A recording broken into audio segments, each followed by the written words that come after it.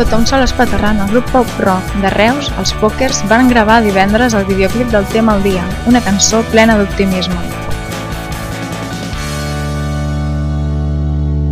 Ja surt el sol i es fa de dia, la nit ha sigut tan divertida, però la claror il·lumina els teus ulls. Aquest últim EP ha estat el seu tercer treball i el segon que ha produït Jesús Rovira, baixista del Lacs d'Andústria.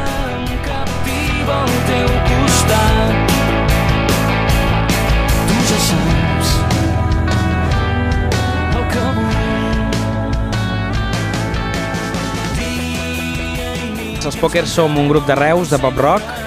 que fa, diguéssim, 5 anys que funcionem, i hem editat 3 EPs i ara estem presentant l'últim, que es titula El sentit de la vida, i aprofitant que hem publicat fa un parell de setmanes el primer single, que es diu El dia, avui estem aquí amb aquest vaixell tan fantàstic, amb la nostra gent, gravant el primer videoclip d'aquesta cançó, d'aquest primer single. Jo em dic Arnau i soc de Salou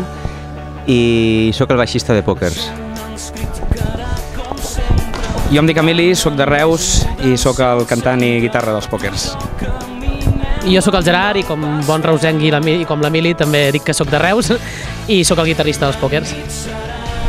Jo soc el Joel, el bateria, i soc de Reus.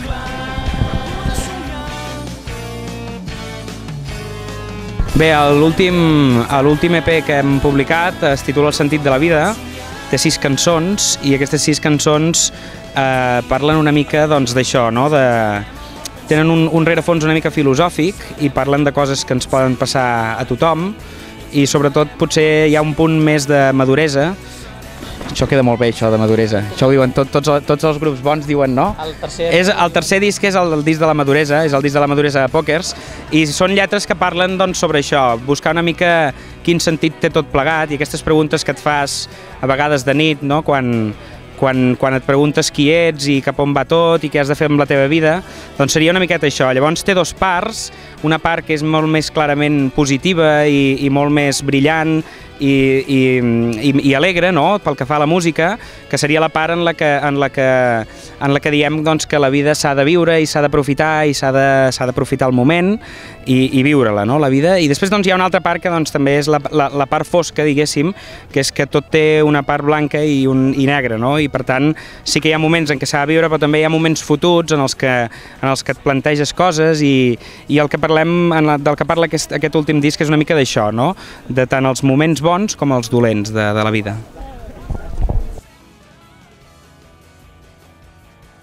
Jo crec que energia, perquè nosaltres sempre volem transmetre el màxim possible al públic i tot això, frescor, perquè els grups que ens influeixen a nosaltres i les nostres influències són del pop aquest més fresc i més enganxós, més paraules, il·lusió, no? Perquè sempre ganes i il·lusió, perquè sempre, vull dir, no ens molesta mai perdre hores i hores i hores en assajar, en fer coses noves, en fer festetes en barcos, i potser hi ha extramusicalment amistat, no? Perquè a part d'un grup de música, no, nosaltres ens aguantem i això perquè tenim amistat i per això suportem moltes de les coses que fem i tot això, ens ho passem bé, ens agrada i som tots molt amics.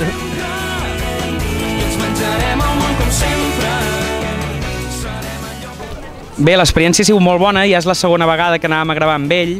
És una persona que a part de tenir molta experiència a l'hora de gravar i de tenir uns equips de so i uns equips tècnics molt bons i que sap fer funcionar molt bé, a part de tot això és una persona que